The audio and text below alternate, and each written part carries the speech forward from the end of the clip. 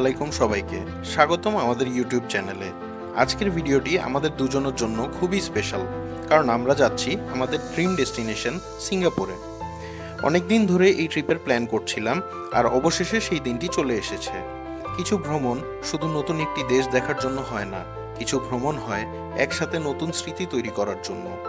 আজ আমরা নিয়ে এসেছি আমাদের স্বপ্নের সিঙ্গাপুর ভ্রমণের গল্প। চলুন আমাদের সাথে ঘুরে আসি পৃথিবীর সবচেয়ে সুন্দর শহরগুলোর একটি, সিঙ্গাপুর।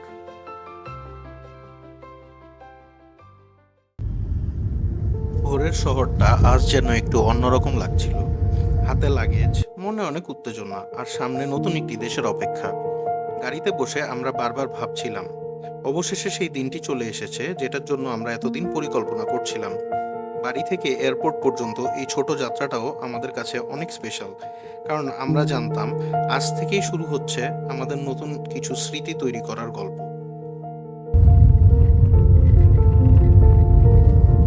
অবশেষে আমরা চলে এলাম শাহজালাল আন্তর্জাতিক বিমানবন্দরে। আমাদের 8:15-তে ইউএস বাংলার ফ্লাইট ছিল।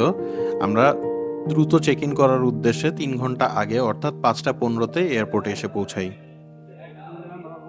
ইমিগ্রেশনে তেমন কোনো সমস্যা ফেস করতে হয়নি। ইমিগ্রেশন অফিসার খুবই ভালো ছিল, আমাদের সব ডকুমেন্টস চেক করে আমাদের ছেড়ে দেয়। অবশেষে আমাদের ফ্লাইটে বোর্ডিং শুরু হয়ে গেল। আমরা বোর্ডিং গেটে প্রবেশ করলাম এবং ফ্লাইটে উঠলাম। ইমিগ্রেশনে লাইনটা অনেক লম্বা থাকে, এই কারণে এয়ারপোর্টে একটু আগে যাওয়া ভালো, এবং সাথে সকল ডকুমেন্টসগুলো ফটোকপি রাখার চেষ্টা করবেন, কেননা বাংলাদেশ ইমিগ্রেশনে ফটোকপিগুলো চেক করতে চায়। এবং সিঙ্গাপুর ইমিগ্রেশনে আপনার কোনো কিছুই সাথে রাখতে হবে না, কেননা ইমিগ্রেশন টোটালি অটোমেটেড থাকে। আর যদি ওরা কিছু দেখতেও চায়, আপনি যদি ডিজিটালি আপনার ফোন থেকে শো করেন তাহলেও হবে। ইনফ্লাইট এক্সপিরিয়েন্স মোটামুটি ভালোই ছিল। ফ্লাইটের লেগ স্পেস খুব ডিসেন্ট ছিল। আমার মতো ওভারসাইজ মানুষদের জন্য তারা বেল্ট এক্সটেনশনও প্রোভাইড করে, এই কারণে বেল্ট নিয়েও কোনো প্রবলেম হয়নি। যদি খাবারের অপশনে আসি, খাবারটা আপনারা দেখতেই পাচ্ছেন মোটামুটি ভালোই ছিল। তাদের অপশন ছিল খিচুড়ি, চিকেন অথবা বিফ। আমি বিফও নিয়েছি, আমার ওয়াইফ চিকেন নিয়েছিল। সাথে তারা পানি, ডেজার্ট হিসাবে ফিন্নি, এবং ড্রিঙ্কসের ক্ষেত্রে কোক অথবা 7 আপ দুটি অপশন রয়েছে, এবং চা কফির অপশন রয়েছে। তাদের খাবারের মান খুবই ভালো ছিল, এর টেস্ট মোটামুটি ভালোই ছিল। প্লেন যখন আকাশে উঠছিল, মনে হচ্ছিল আর কয়েক ঘন্টার মধ্যেই আমরা পৌঁছে যাব এমন একটি দেশে যেটা সৌন্দর্য এতদিন শুধু ছবিতে দেখেছি। কয়েক ঘন্টার যাত্রার পর অবশেষে আমরা পৌঁছে যাচ্ছি সিঙ্গাপুরে। জানালার বাইরে মেঘের এই দৃশ্য সত্যিই অসাধারণ। মনে হচ্ছিল একটি নতুন অ্যাডভেঞ্চার আমাদের জন্য অপেক্ষা করছে। প্রিয় মানুষটা পাশে থাকলে প্রতিটি যাত্রাই আরও বিশেষ হয়ে যায়। সিঙ্গাপুর পৌঁছেই প্রথম যে জায়গাটা আমাদের মুগ্ধ করলো সেটা হলো জুয়েল চাঙ্গি এয়ারপোর্ট। এটা শুধু একটি এয়ারপোর্ট নয়, সত্যি বলতে যেন একটি বিশাল গার্ডেন আর শপিং ডেস্টিনেশন। এটা যেন প্রকৃতি, প্রযুক্তি আর আধুনিক স্থাপত্যের এক অসাধারণ মেলবন্ধন। সামনেই বিশ্বের সবচেয়ে বড় ইনডোর জলপ্রপাত রেইন ভর্টেক্স।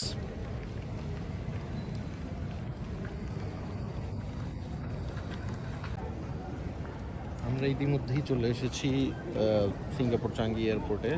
ইমিগ্রেশন ক্রস করার পরে আমরা এখন চলে যাচ্ছি জুয়েল রেইন ভর্টেক্সের পথে। চলুন দেখা যাক। ইমিগ্রেশন পার হয়ে উপরে দেওয়া ডিরেকশনগুলো ফলো করলে খুব সহজেই আপনি পৌঁছে যাবেন জুয়েল রেইন ভর্টেক্সে। বেশ কিছুটা পথ হাঁটার পরে আমরা এসে পৌঁছালাম রেইন ভর্টেক্সে।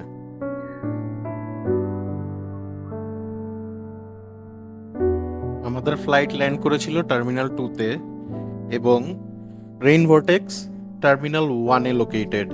সো আমাদের একটি কানেক্টিং ব্রিজের মাধ্যমে টার্মিনাল 1 পর্যন্ত যেতে হয়।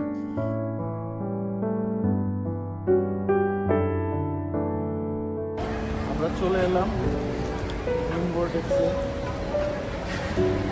এয়ারপোর্ট ইমিগ্রেশন এবং কাস্টমস ক্লিয়ার করার পরে এই জায়গাটা বুঝতে খুব বেশি কষ্ট হয় না। হ্যাঁ, একটু হাঁটা লাগে, তবে আপনাদের দেখলে খুব ভালো লাগবে আশা করি।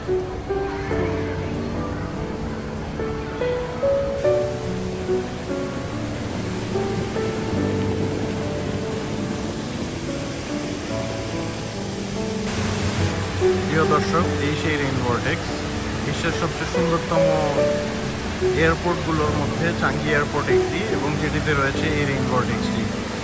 এটি দেখতে বিশ্বের বিভিন্ন প্রান্ত থেকে মানুষ এসে থাকে। ভিডিওতে যতটা সুন্দর লাগছে, বাস্তবে তার সৌন্দর্য আরও অনেক বেশি। পানি ঝরে পড়ার সেই শব্দ, চারপাশে সবুজ পরিবেশ আর আলো, সব মিলিয়ে মনে হচ্ছিল যেন কোনো স্বপ্নের জগতে এসে পড়েছি। আমরা এখানে অনেক ছবি তুললাম, ভিডিও করলাম, আর কিছুক্ষণ বসে বসে এই সুন্দর পরিবেশ উপভোগ করলাম। আমাদের পরবর্তী গন্তব্য হোটেল।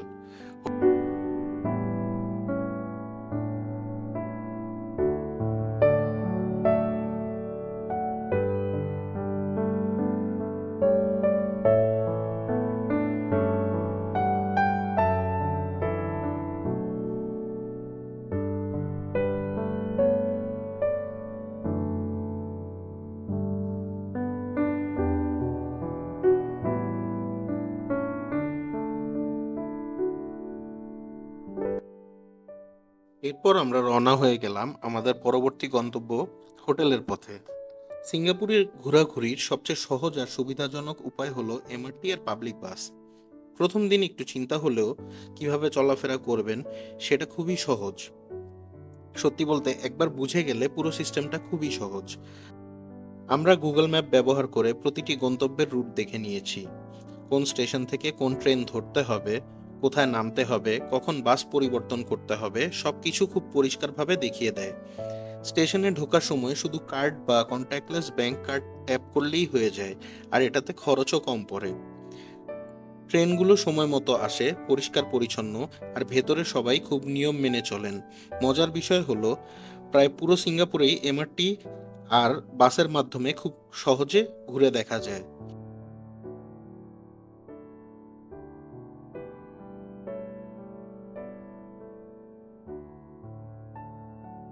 এটা আমাদের রুম। এই রুমে ঢুকবো আমরা, কার্ডটা প্রেস করলাম। এই হচ্ছে আমাদের রুম। রুমে একটা ডিসেন্ট একটা উইন্ডো আছে, একটা খাট, টিভি, তারপরে চা বানানোর জন্য একটা কেটলি, চা দিছে সাথে complimentary coffee and tea, sorry coffee. এই আর কি, একটা মিনি ফ্রিজ আছে, একটা তাছাড়া স্টুল আছে বসার জন্য, আর টয়লেটটা দেখি আমরা।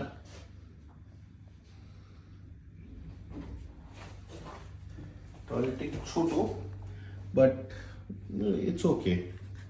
শাওয়ার স্পেসটা আলাদা করা, বেসিনটা আর কমন।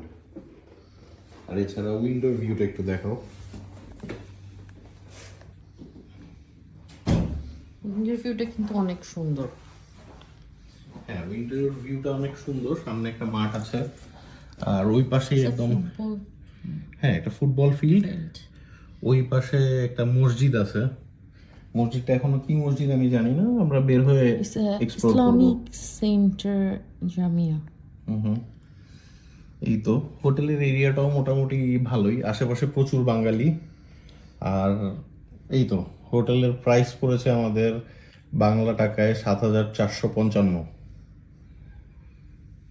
অর্থাৎ ৭৫ সিঙ্গাপুর ডলার।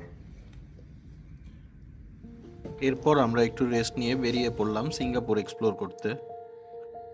অল্প কিছু খাওয়া দাওয়া করে আমাদের সিঙ্গাপুর ভ্রমণ শুরু হলো। সিঙ্গাপুরে এসে আমরা ঠিক করেছিলাম শুধু লোকাল খাবারই নয়, এখানকার জনপ্রিয় ভারতীয় খাবারও ট্রাই করব। তাই চলে এলাম একটি ইন্ডিয়ান রেস্টুরেন্টে। ভারতীয় খাবার খেলে সাশ্রয়ী হয়। প্রথমেই অর্ডার করলাম মাসালা দোসা আর ঘি দোসা। গরম গরম একদম ক্রিস্পি দোসা, সঙ্গে সুগন্ধি সাম্বার আর বিভিন্ন ধরনের চাটনি। প্রথম কামড়েই মন ভরে গেল। বিশেষ করে ঘিয়ের সুগন্ধি ঘি দোসার স্বাদ ছিল একেবারেই অন্যরকম।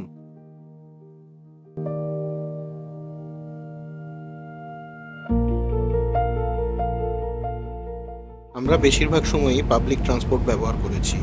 এতে শুধু খরচই কম হয়নি, শহরটা খুব কাছ থেকে দেখারও সুযোগ হয়েছে।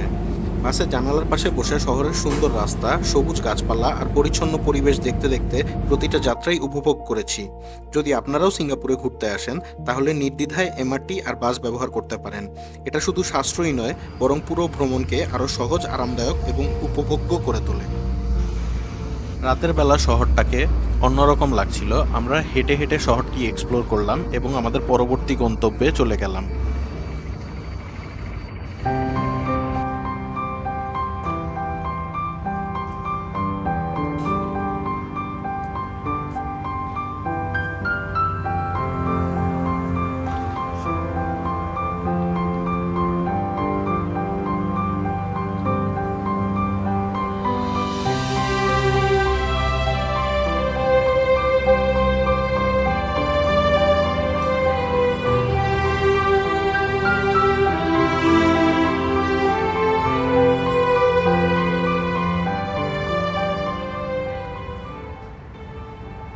আমরা চলে এলাম মেরিনা বে স্যান্ডসের সামনে। এই বিল্ডিংটা পৃথিবীর সবচেয়ে বিখ্যাত হোটেলগুলোর মধ্যে একটি। রাতের আলো জ্বলার পর পুরো জায়গাটা যেন আরো সুন্দর হয়ে যায়।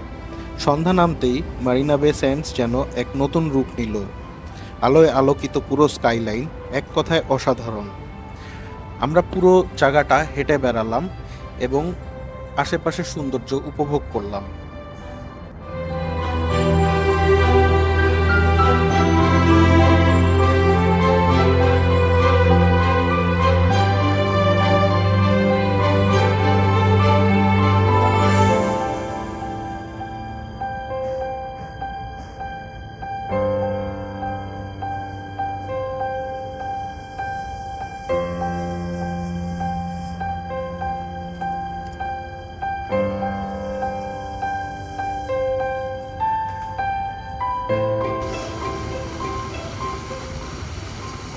এরপর আমরা চলে এলাম সিঙ্গাপুরের পরিচিত প্রতীক মার্লায়ন পার্ক, সিঙ্গাপুরের সবচেয়ে আইকনিক জায়গাগুলোর একটি। এই মার্লায়ন স্ট্যাচুই সিঙ্গাপুরের জাতীয় প্রতীক।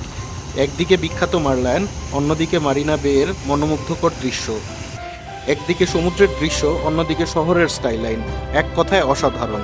শহরের ব্যস্ততার মাঝেও এই জায়গাটার একটি আলাদা শান্তি আছে। এখানে দাঁড়িয়ে মনে হচ্ছিল সিঙ্গাপুর সত্যিকার অর্থে অনুভব করা শুরু করেছি।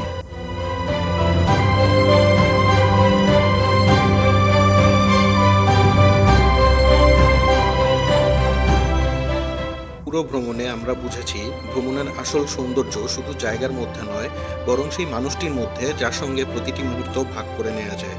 সিঙ্গাপুর আমাদের শুধু নতুন কিছু জায়গা দেখায়নি, আমাদের উপহার দিয়েছে অনেক হাসি, অনেক গল্প আর অনেক অমূল্য স্মৃতি। আজ এখানেই বিদায় নিচ্ছি। দেখা হবে আপনাদের সাথে পরবর্তী এপিসোডে, যেখানে আপনাদের জন্য থাকছে Spectra Light Show, Gardens by the Bay Rhapsody, Universal Studio Sentosa Island এবং চায়না টাউন টুথ্রেলিক টেম্পল সহ আরও অনেক কিছু। আশা করি আমাদের ভিডিওটি আপনাদের ভালো লেগেছে। যদি ভিডিওটি ভালো লেগে থাকে তাহলে অবশ্যই একটি লাইক করবেন এবং সাবস্ক্রাইব করবেন। দেখা হচ্ছে পরবর্তী ভিডিওতে। আসসালামু আলাইকুম, আল্লাহ হাফেজ।